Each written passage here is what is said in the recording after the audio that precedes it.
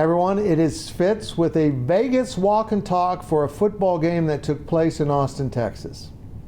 Yep, Gills and I are out here for basketball on Monday night, and Zach and Cole were down in Austin for the football game. They did a great job covering things, but K-State does lose 33-30 to Texas in a game they could have won. They should have won, and they played miserably for almost the entire first half, finally getting into the end zone late in the first half, 17-7 at halftime, and honestly, folks, it should have been 35-0 if Texas could score in the red zone. They're so bad at it. It's unbelievable.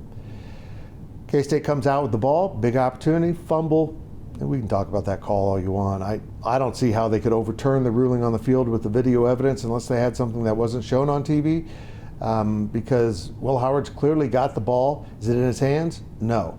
It's pinned between his body and his elbow, and he's on the ground, and he has the ball. The ball is not loose. The ball's not moving around, and Texas clearly steals it after the fumble. But look, Big 12 refs are going to Big 12 ref, and they certainly didn't call everything against Texas like we heard would happen at the start of the season. Now down 24-7, K-State came roaring back. It was incredible. They played out of their minds, played really good football. The defense rose up. Will Howard started connecting with receivers right at the moment when I was about ready to say, well, I did say on Twitter to put in Avery Johnson and just let him roll. But Will was a warrior. He is a warrior. And he started delivering the ball. He started making tighter window throws. He got less hesitant. And then at the last play of the game, he was hesitant again. I don't know what he saw. I don't know what was developing or not developing, but when you try to backpedal away from a big athletic defensive lineman, you might fall down, and he did. But again, I would have gone for it. Chris Tennant has proved to be, I don't want to say unreliable, but shaky at times. He gets in his own head. Miss a short field goal earlier in the game, just late in the fourth quarter. Somehow K-State gets the ball back thanks to the defense, and they get down and he kicks a longer field goal to make the overtime. So if you're not sure about your kicker and you've got the ball at the end zone and plays at work, you go for it. You're on the road. You're fortunate to be in the position you are in overtime. So that didn't bother me. What bothered me was the way this team was or wasn't prepared for this game. It bothered me a lot. Malik Murphy was exactly what I thought he'd be. Give him a clean pocket and he is going to throw the ball accurately and way downfield.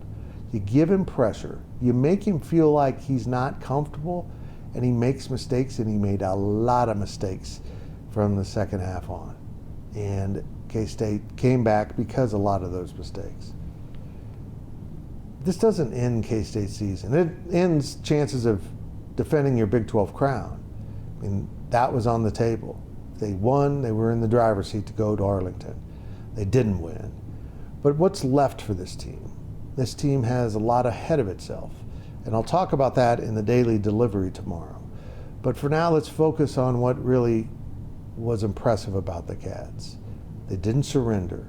They fought till the end. The defense rose up and started to play incredible football towards, in the entire second half and maybe even at the end of the first half. The game could have been so much worse, and it wasn't.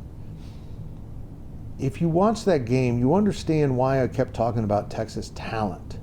That just the raw physical talent is unmatched in this conference. It'll help them in the SEC.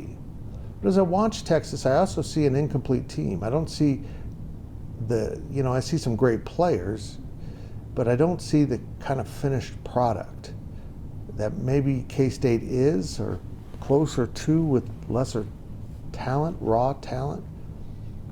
There weren't many guys on the field who could just line up and compete with Texas. But as a team, K-State competed. Keegan Johnson rose up and had a really good game at the right time. Phillip Brooks made some huge plays. And Will Howard made some huge passes and just fought the entire game. Unfortunate to lose. You're 6-3, 4-2. A lot still in front of you. And as I said, I'll add to that in tomorrow's daily delivery. For now, Fitz signing off from Vegas. A lot more content will be coming from out here. including the Insiders on Monday, daily deliveries, and of course basketball coverage Monday and Tuesday as we cover the Cats in USC right here in Vegas, somewhere out there. Who's going to pick it up? This is the big finish. There's the ball. There's some other stuff. Not a bad view.